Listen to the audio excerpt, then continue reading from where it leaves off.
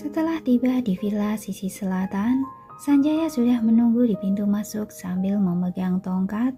Kematian Tuan Besar memberikan pukulan yang sangat kuat bagi Sanjaya. Rambutnya sudah memutih dalam sebulan.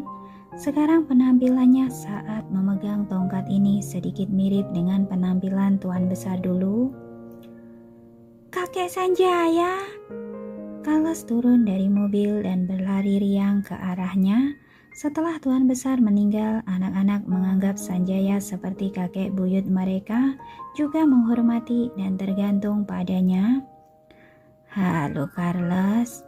Sanjaya membubuhkan tubuhnya dan memeluk Carlos lalu menepuk punggung Carlos dengan lembut. "Kakek senang melihatmu." Aku juga," ujar Carlos gembira. "Apa kakek Sanjaya sudah membaik?" "Sudah jauh lebih baik." Sanjaya membelai rambut Carlos. "Masuklah, di luar dingin." "Iya." Carlos menganggukkan kepalanya lalu masuk ke dalam rumah sambil menggandeng tangan kakak pengasuh. Saat Daniel yang berada di sisi mobil melihat Sanjaya, ia sedikit mengenyitkan keningnya dan mengalihkan pandangannya, memelototi Rian dan Thomas. Keduanya menundukkan kepala dengan rasa bersalah. Lily pun tidak berani berbicara. "Sepertinya Tuan Daniel tidak menyambutku yang sudah tua ini." Sanjaya menatap Daniel sambil tersenyum hangat. "Bukan begitu." Daniel berjalan mendekat lalu menyapa sambil tersenyum. "Ada teh bagus di ruang kerjaku. Disiapkan untuk kakek sewaktu ia masih ada." "Hehehe, kalau begitu aku tidak akan sungkan lagi." Sanjaya dan Daniel berjalan berdampingan masuk ke dalam villa. Daniel memerintahkan pelayan untuk menyiapkan teh lalu memasuki ruang kerja di lantai 1 bersama Sanjaya. Daniel melepaskan jasnya dan duduk di sofa lalu hendak meminum anggur yang sudah disediakan pelayan seperti biasanya, tetapi Sanjaya menahannya. "Kelak, tidak boleh minum anggur lagi." Pelayan itu sangat ketakutan. Daniel memberikan isyarat tangan dan pelayan itu segera mengundurkan diri sambil menundukkan kepalanya. "Paman Sanjaya, jangan dengarkan omong kosong kedua bocah itu," ujar Daniel menjelaskan. "Ini hanya sakit ringan, sama sekali tidak parah." "Aku sudah mengetahui segalanya. Anda tidak perlu menutupinya dariku." Sanjaya menghela nafas lalu berkata dengan nada sedih, "Sebenarnya, sejak awal aku sudah merasa Victoria bukanlah wanita baik. Hanya saja tidak menyangka dia bisa begitu kejam. Meski sudah sekarat, dia masih saja berbuat jahat. Jika di alam sana Tuan Besar tahu Anda diracuni oleh Victoria, mungkin beliau akan sangat menyesal telah salah mempercayai orang." "Itu sudah berlalu, tidak perlu dibahas lagi," ujar Daniel dengan nada datar. "Iya, dia sudah tiada. Meski membuat Victoria menderita di alam sana, juga tidak bisa mengubah apapun." Sanjaya sambil menghela nafas. "Aku hanya berharap Tuan bisa menerima pengobatan. Dulu racun begitu parah yang dialami Nona Tracy juga bisa disembuhkan. Anda juga pasti sembuh. Tuan Besar sudah tiada. Seluruh grup Waylands mengandalkan Anda. Jika sampai terjadi sesuatu pada Anda, bagaimana dengan grup Waylands?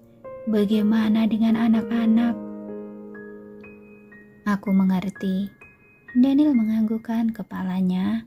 "Besok, aku akan ke perusahaan untuk melakukan serah terima dulu untuk masalah rumah.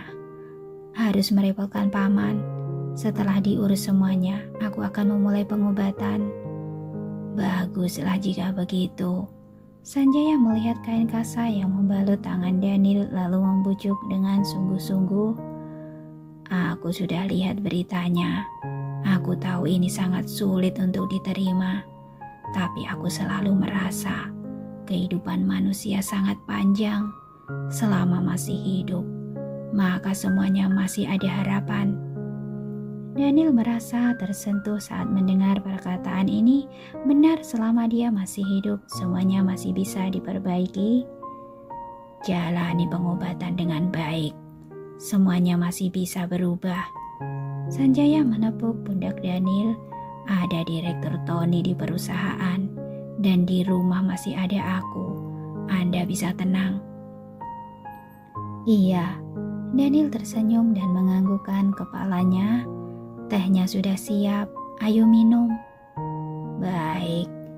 Keduanya minum teh di dalam ruang kerja. Suasana sangat tenang dan hangat, sedangkan di luar masih turun hujan. Daniel menuangkan teh untuk Sanjaya. Saat melihat tangannya yang keriput, Daniel tidak bisa menahan diri untuk mengingat Tuan Besar dan berkata dengan emosional, "Menurut Paman, apa kakek menyesal pergi meninggalkan kita semua di sini?" Menyesal. Sanjaya menghela nafas. Beliau terus menunggu Nona Tracy masuk. Ia ingin meminta maaf secara langsung padanya. Beliau meninggal setelah mengatakan hal itu. Sebenarnya sebelum meninggal, sudut matanya terus basah. Beliau merasa menyesal dan terus menyalahkan dirinya sendiri, baik terhadap ayah, ibu, bibi Tuan, juga terhadap Tuan sendiri dan Nona Tracy. Jadi aku berharap Anda bisa melakukan hal yang ingin Anda lakukan. Jangan seperti kakek Anda yang merasa menyesal di saat berakhirnya. Semuanya sudah terlambat. Bagi keluarga Wellens, kesuksesan, kekuasaan, dan posisi sama sekali tidak perlu dirisaukan. Selama Anda menginginkannya, pasti bisa mendapatkannya. Hanya perasaan yang ingin dimiliki oleh ayah Tuan dan Tuan Daniel sendiri di dalam kehidupan ini. Jika menginginkannya, maka berusahalah untuk mendapatkannya. Daniel tertegun saat mendengar perkataan ini. Selama ini dia hanya tahu Sanjaya adalah asisten yang sangat diandalkan Tuan Besar, merupakan orang paling berkuasa di keluarga Wellen selain Tuan Besar. Dia melatih begitu banyak anak buah untuk keluarga Wellen seperti Thomas dan Ryan. Dia bisa memenangkan Tuan Besar saat marah, juga bisa menyadarkan Tuan Besar saat melakukan kesalahan. Bahkan dalam hal situasi, dia bahkan bisa melihat situasi lebih jelas daripada Tuan Besar. Benar saja, sejak awal Sanjaya sudah memahami semuanya. Dia tahu apa yang sangat ingin dilakukan dan apa yang sangat ingin dimiliki oleh Daniel. Sebenarnya, jika dipikirkan, jika hubungan seseorang terlalu lancar, malah akan tidak dihargai dan perlahan-lahan akan lenyap seiring masalah-masalah kecil yang terjadi dalam kehidupan yang panjang ini. Sebaliknya, hubungan yang telah melalui banyak hambatan malah akan semakin terus dan bergelora. Mungkin saja masalah dalam hubungan Anda dan Nona Tracy merupakan ujian Tuhan untuk kalian. Kelak setelah bersama, baru bisa semakin menghargai kebahagiaan yang tidak mudah didapatkan ini. Sanjaya menepuk pundak Daniel dan berkata dengan sungguh-sungguh, "Jadi, selama Tuan Daniel masih hidup, mimpi pasti bisa menjadi kenyataan." Perkataan ini memberikan semangat yang besar bagi Daniel. Dulu dia terus menantikan Tuan Besar bisa berbicara seperti ini padanya, bisa mengerti dan mendukungnya. Sayangnya dia tidak berhasil menunggunya. Sekarang Sanjaya menggantikan kakek mengatakannya. Daniel tiba-tiba merasa dia sangat bersemangat. Dia mulai percaya asalkan kesehatannya pulih, semuanya bisa berubah. Tracy bisa kembali ke sisinya dan anak-anak juga bisa berkumpul kembali. Semuanya akan kembali ke masa terindah. Keesokan harinya Daniel mengadakan rapat Dewan Komisaris dan menunjuk Direktur Tony sebagai Direktur Pelaksana.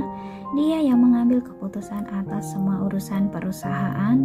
Di saat yang sama dia juga mempromosikan Winnie dan menunjuk Winnie sebagai penanggung jawab pasar dalam negeri. Lalu dia menggunakan waktu 1 hari untuk melakukan serah terima seluruh pekerjaan penting. Ada departemen terkait yang bertanggung jawab atas setiap proyek dan Winnie yang langsung bertanggung jawab atas proyek Stadion Paris.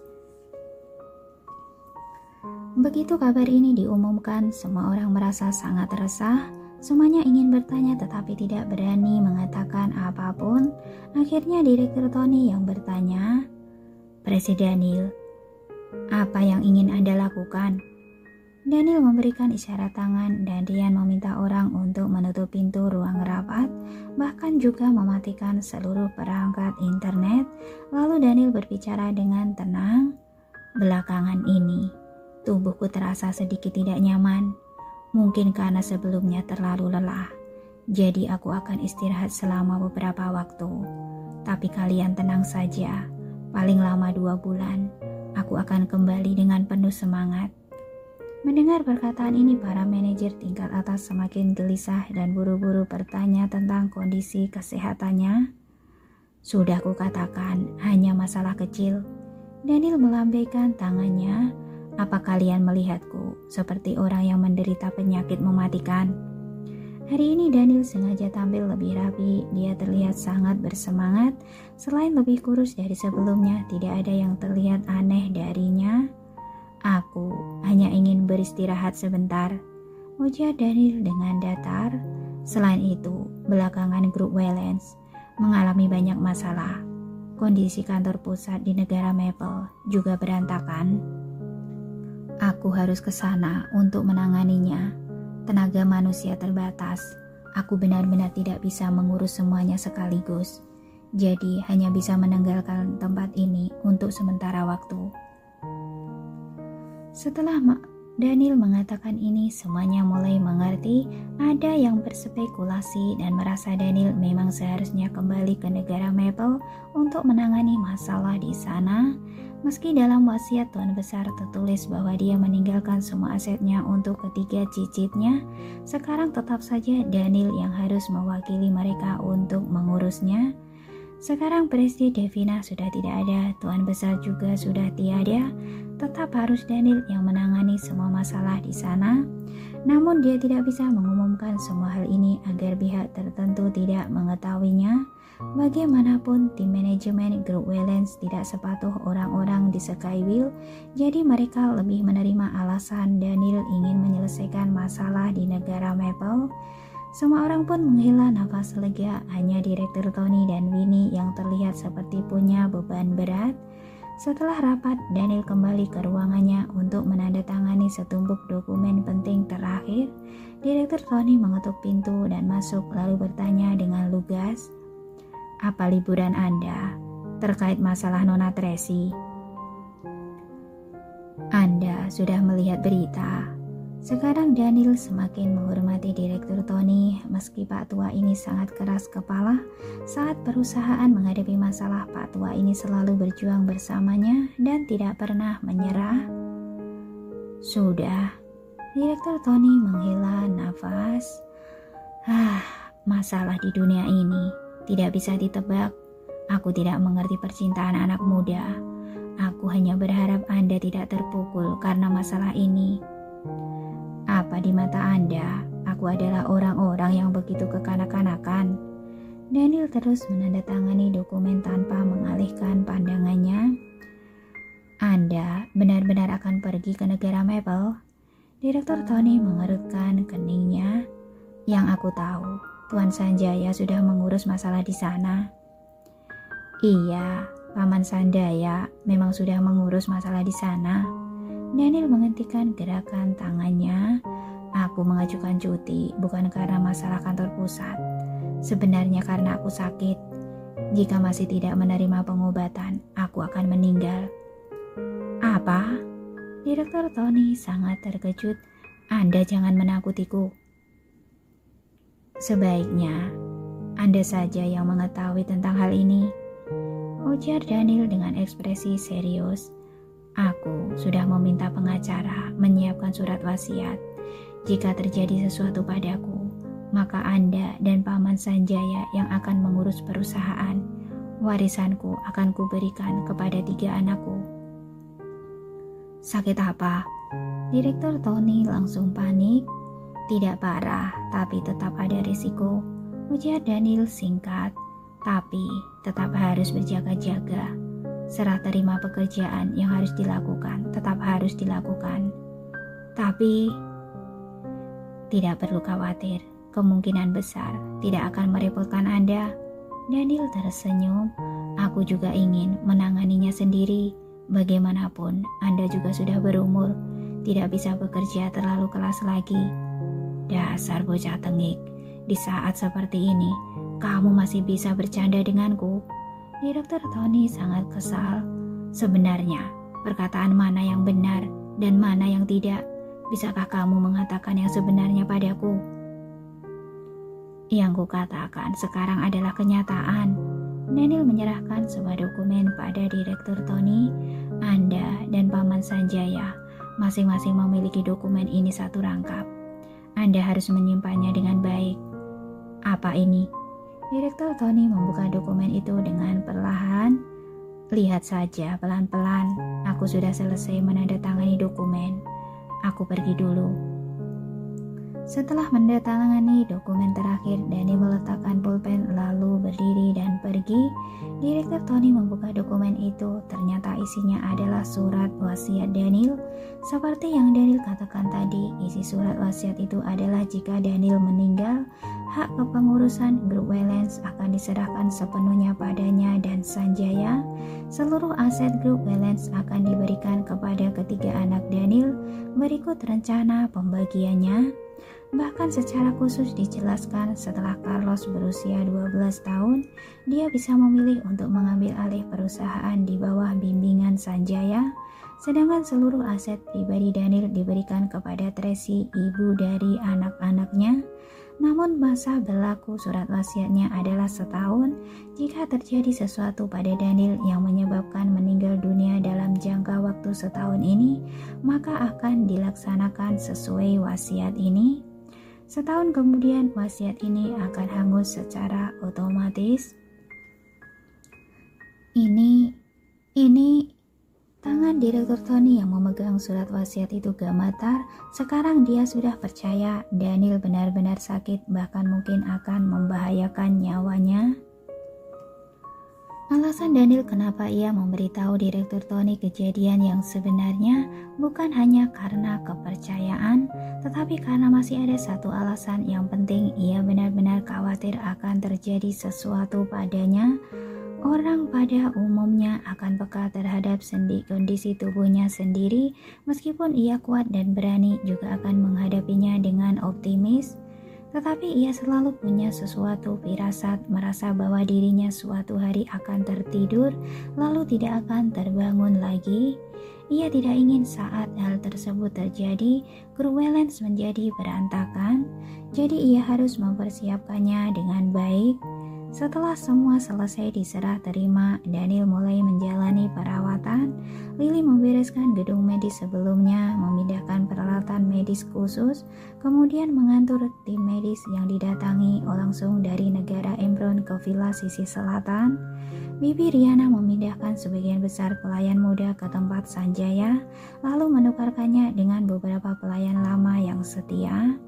Selain agar bisa merawat Daniel dengan lebih nyaman, juga untuk mencegah informasi tersebar keluar, Sanjaya membawa Carlos kembali ke villa Taman Oriental milik Tuan Besar, lalu mengatur Carlos kembali ke rutinitas sekolah seperti biasanya. Pada saat yang bersamaan, mengatur Hartono dan 2 perawat wanita muda untuk bertugas mengantar jemput dan menjaganya. Malam saat hendak pergi, Carlos bertanya dengan emosional pada Daniel, "Papi, kenapa Papi menyuruhku ikut kakek Sanjaya tinggal di villa Taman Oriental? Papi tidak menginginkanku lagi." "Bodoh, kamu adalah putra Papi. Mana mungkin Papi tidak menginginkanmu lagi?" Daniel mengelus kepala kecilnya sambil berkata tersenyum, "Papi sedang sakit, harus menjalani perawatan dulu. Sementara tidak bisa menjagamu, makanya Papi minta kamu tinggal dengan kakek Sanjaya dulu." "Papi kenapa? Sakit apa?" Carlos bertanya dengan cemas. Ini agak sulit dijelaskan. Daniel berpikir keras lalu berkata, "Penyakit Papi ini sedikit merepotkan, butuh dirawat untuk sementara waktu. Jika tidak meninggal, Papi seharusnya akan sembuh. Nanti saat itu tiba, kita bisa bersama-sama pergi ke negara Embron menjemput Mami, Carlos dan Carla." "Apa?" Carlos melebarkan matanya dengan takjub. "Papi, tadi maksud Papi kemungkinan akan meninggal." "Iya," Daniel menganggukkan kepala, "ada kemungkinan." "Tidak, aku tidak mau Papi meninggal." Carlos memeluk leher Daniel lalu menangis meraung-raung. Tiba-tiba seluruh ruangan dipenuhi dengan suara tangisan yang kuat, membuat semua orang merasa sedih. Thomas dan Dian juga merasa sedih hingga menundukkan kepalanya. Bibi Riana menyeka air matanya di sudut ruangan. Sanjaya yang berdiri di sebelahnya ingin membujuknya, namun suaranya ditenggelamkan oleh suara tanginan Carlos. Daniel tidak menghentikan Carlos, membiarkannya menangis. Menunggu dia menangis hingga lelah, suaranya sudah serak. Ia baru pelan-pelan mendorongnya menghapus air matanya. "Sudah selesai menangisnya. Jika sudah selesai, bisa bersikap seperti seorang pria sejati dan berbicara dengan Papi."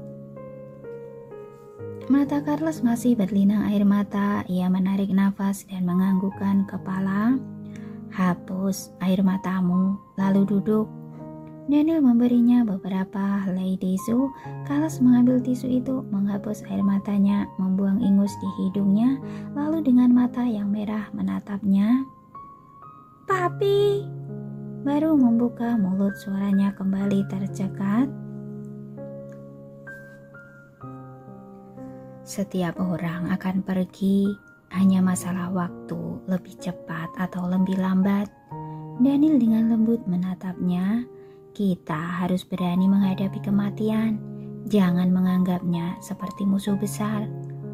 "Aku tidak mau Papi pergi." Carlos mengerutkan bibirnya, menatapnya dengan mata berlinang. "Papi juga tidak ingin pergi." Daniel tertawa.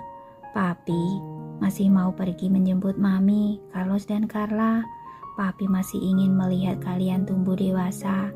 Masih ingin melihat gadis seperti apa yang kelak akan dinikahi putra keduaku ini di masa depan." Carlos tiba-tiba tertawa, gelembung ingusnya pun keluar. Dia dengan malu menutupi hidungnya dengan tisu, lalu terlihat oleh orang lain. "Sekarang sudah tidak menangis lagi." Daniel mencubit wajah kecilnya. "Papi belum tentu pergi, hanya ada kemungkinan saja. Jangan sedih dan khawatir terhadap hal yang mungkin saja tidak terjadi. Yang harus kita lakukan adalah menghadapi hal-hal di depan kita dengan berani. Oleh karena itu, yang harus Papi lakukan sekarang adalah menjalani perawatan. Lalu tugasmu adalah sekolah yang benar. Juga bantu Papi merahasiakan hal ini dari Mami, Carlos dan Carla. Mereka tidak boleh tahu."